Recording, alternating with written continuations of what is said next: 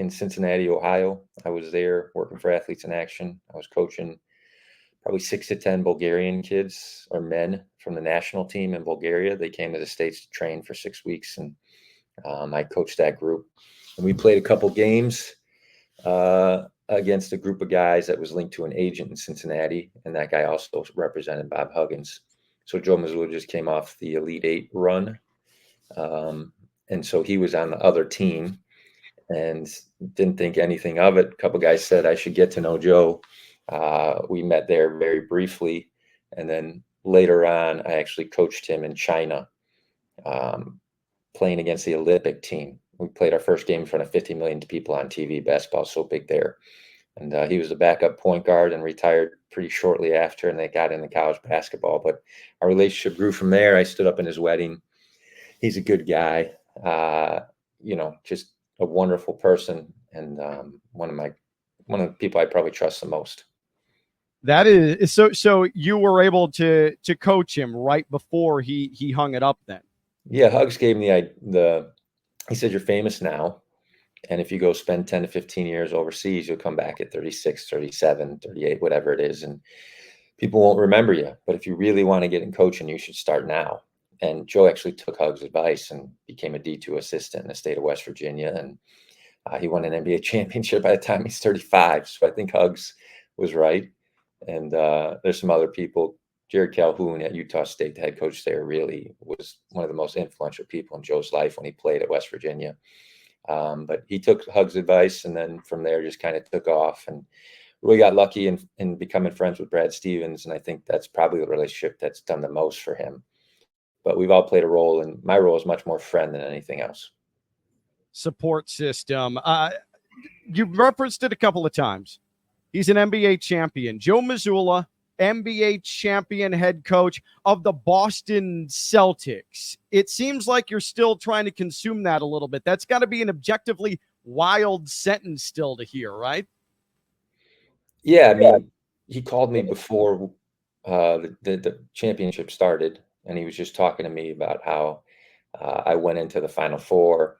But at the same time, he was talking to Pep LaGuardia from Man City. And Joe's definitely the head coach of one of the 10 most influential brands in the world. I mean, they have 18 world championships. To coach the Celtics, it's just different than coaching the other NBA teams. And I think he got the team to buy into that. There's something meaningful about taking that torch and continuing it. He didn't want to establish himself. He wanted to continue something that's been sustained with the Celtics since the beginning of the NBA. So it's weird to say, but in other ways, it's not really weird at all. If you knew Joe for a while, he just doesn't take no for an answer. He's incredibly intelligent. He's stubborn. Things had to break his way. I don't think anybody saw him going from the second row to the head coach in the fashion that he did. But as far as being prepared, I was never nervous. I know other people were, but he's my friend. I know more about him, and I just trusted it the whole way. But it's certainly a lot to say. Head coach of the Celtics and NBA champion. That's a pretty unique thing. Yeah, without question, it is. When it comes to his success and being able to succeed at this level, especially, what makes Joe Mazzulla special? Why was he able to weather the massive storm of expectations coming off of scandal and controversy that allowed him to be in this spot? Yeah, I think you could point to his support system.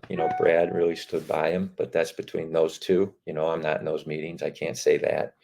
I think the other thing is that the players stood up for him. There's some key points where a couple guys on the team, and I'm not going to say their names because that's between Joe and them, but they said, Joe's our guy. And, they could have run him off. I mean, players get coaches fired in the NBA all the time. That thing could have been done by the All-Star break. But instead, they're the ones that really bought in. And, he was the All-Star coach his first year in the NBA, and he should have been the All-Star coach again this year. It's just a rule. You can't do it 2 years in a row. So the players really bought into him. And then I'm going to say his foundation with Hugs is a big deal. But before that, his dad is a guy who ran a gym in Rhode Island. And I think Joe grew up a masshole. And if there's anything that he would have wanted to do when he was young, it was to coach the Celtics. But his dad helped guys. He was a basketball coach. He helped Joe. He taught him to be tough.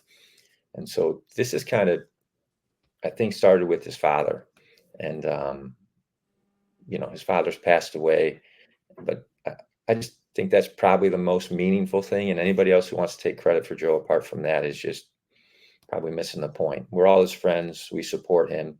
He did this on his own. He stepped into this role and had the shoulders to bear the weight of it. But I think that started with the way he was raised in Rhode Island by his dad. When you have somebody that you consider a close friend, there is a reason for that. There is a connection, a bond that takes place that brings you to that point. What drew John Jakus to Joe Mazzulla and then continued to strengthen that bond? It was the way he changed his life. I don't want to get into the details of what happened to him in college, but he went through some difficult times. And then after coaching him, we became a friendship. And then he coached with me on an athletes in action trip in Spain. And he was my assistant coach there, and we were roommates. And I think that kind of took it to the next level. And then standing up in his wedding, we've got another friend in common named Luke Simons. And so the circle of our friends, I think, are really based around our faith. And Joe went from such a drastic change in his life that for me, it was just incredible to watch. Early on, I think I was just an older guy in his life that tried to make a difference. And then once he changed, it went from that to much more than an equal friendship. He's almost like a brother. I don't need to talk to him. I don't need to be in touch with him. The moment I see him, we love each other.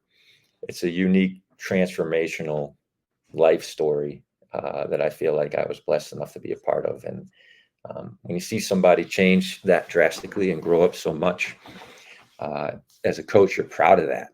And so I went from coaching him to loving him to him being a friend and brother in my life. Because of that tight bond, you say it's like a brotherhood. Do you talk coaching ever, or is it simply now life conversations and things that exceed the profession at this point? Yeah, like last New Year's, I went to see Jeremy Sohan and the Spurs because I coached him at Baylor, and they were playing the Celtics. And then I went to the hotel with Joe and spent the night. And I would say we talked 10% basketball and 90% life. He's genuinely my friend. I don't care. I care about his wife. I care about his kids. We have a beer together. We're normal guys. Like this. He's fine. Okay. We'll talk a little basketball, but he's fine. And our friendship predates this, and it'll post-date the Celtics. I hope he wins 5 or 10 more. I think he's in a position to be great for a long time. I think the roster that Brad and those guys built for him is sustainable. I think they have 2 of the best young players in the world, but they also have some of the best role players you could ask for. They're set up with that handful of guys to be good for a long time. But whether he won or lost, I don't really care. He's going to be my friend, and the fact that he won is incredible. I'll tell you that. It makes me happy.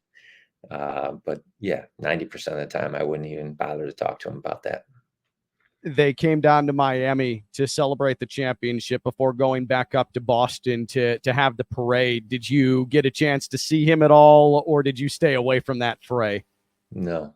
I'm doing this with you because, I appreciate you, and you're a great guy, and I probably won't do this much. This is about Joe and his team. He needs to be with them. He doesn't need to be stopping by Boca and checking on me, and I don't need to be interfering. When we won the championship at Baylor, he didn't show up and take part in that celebration. There's a bond within a team that I think has to rest for a minute. Those guys deserve a week or 2 to go out of their minds and celebrate. And then later on, maybe this summer, I'll hang out with him. But he doesn't need me right now. He needs to celebrate with his guys and his wife. That's going to be good enough for him. That is all extremely well said. One of his, to me, iconic moments is when Prince William and Prince Kate went to Boston and sat courtside to take in a Celtics game, and he was asked about it post game. Let me just play it real quick because this is the, to me, premier Joe Mazzulla moment from a media standpoint. We'll watch this real quick. A non-basketball question. Did you get a chance to meet with the royal family? And if not, how was it like having them there in the building? Jesus, Mary, and Joseph? the Prince and Princess of Wales? Oh, no, I did not. I'm only familiar with one royal family. I don't know too much about that one. Joe Mazzulla is such an interesting personality to me. Obviously, like you, a lot of conviction in his faith, but also I can't tell if he's 100% serious all the time, if he has a sly sense of humor or no sense of humor. How would you describe Joe Mazzulla? I mean, he's sarcastic and smart. And those two things combined are cutting and fun, and a great, sets up for great friendship. You can goof around, you can be confrontational, you can go at somebody and never be afraid that you're going to lose them as a friend. But if you don't think he was being sarcastic there, you're missing the point altogether. And if you don't think that his wife doesn't know who the royal family is or where they were sitting that night or exactly what was going on, you're also missing the point. So I promise you, he was self-aware, and that was just him being him. And he does a good job of shielding that, but every once in a while you can see a glimpse of who he really is. And they're probably in the most sarcastic moments, which to me makes me smile, but that's just him being him. I appreciate it. And I love Derek White telling the story of when he congratulated him back in December about being the NBA Coach of the Month. And Joe Mazzulla replied, "Nobody cares." Like that it seems like for Coach Mazzulla, that's pretty much the standard kind of sarcastic approach he takes to a lot of things. Yeah, and it's probably what makes him really good at his job. He's coaching guys older than him. Al Horford's older than him. Sure. You have to have some level of intelligence so they know they can't take advantage of you, but you also have to have some level of self-deprecation. Like, he's 35. He could have made this whole thing about him. He does not care about being famous. He does not care about drawing the attention to himself. And he doesn't think people really care much about him. If they lose, they're going to fire him. Like, his basic tenet in life is that if he does a good job, they'll like you. And if he doesn't, they'll move on. And he seems to understand that at his age better than I certainly did at that age. So yeah, he's going to be self-deprecating and make about the players, and in a league where it's about the players anyway. Like, he had the best roster. Let's be frank about it. You should know that. And coaches that don't know that are probably missing the point. He's so humble. It's unbelievable how humble he is. And when he says it sarcastically, it doesn't mean he doesn't truly believe it. I would say I'm as proud of his humility as I am of anything else. I did want to ask you about his, what appears to be maybe not obsession, but bordering on obsession with the movie The Town. He talks about it a lot, and he talked about it a lot in his first year as the Celtics head coach, and he references it a lot. He was on the Pardon My Take podcast and said he can't walk into Fenway Park without thinking about exit strategies after he robs Fenway Park with that movie. Were you aware of his obsession or borderline obsession with the movie The Town? No, not like that. Not like that. And I would say 2 years ago, I probably watched 60 Celtics games. Like, I watched a lot, and probably talked to him 5 times. Like, he's got to run a team. That's a hard job. And him watching The Town doesn't surprise me, because when I say, like, where you grew up in Indiana, right? Around Valpo? Yeah, by Chicago. So that's like you coaching the Bulls. Like, he's from the area. He loves the Patriots. He goes to Red Sox games. Like, him liking that movie is just completely indicative of the fact that he's coaching his childhood dream. I mean, it's unbelievable. And the fact that a masshole likes the movie The Town doesn't surprise me. I mean, who from that area wouldn't like that movie, Right. I feel like for us, you and I, it's probably like Blues Brothers, Ferris Bueller's Day Off, like something along those lines. Yeah, I got a teenage son. He watched Ferris Bueller's Day Off. Like, a lot of other people probably don't even know what that is. He's seen it 15 times because it's Chicago.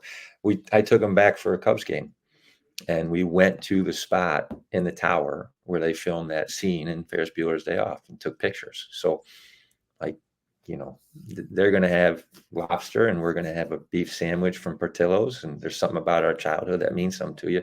And the fact that he won with the team, that means that much to him. You could not write the story. You couldn't. There's no way. It'll never be duplicated again. Never. To grow up there, play at West Virginia, coach the Celtics, start with the G League, sit at the back of the bench, and 2 years later be the head coach of the world champion. It's remarkable. It's a great story.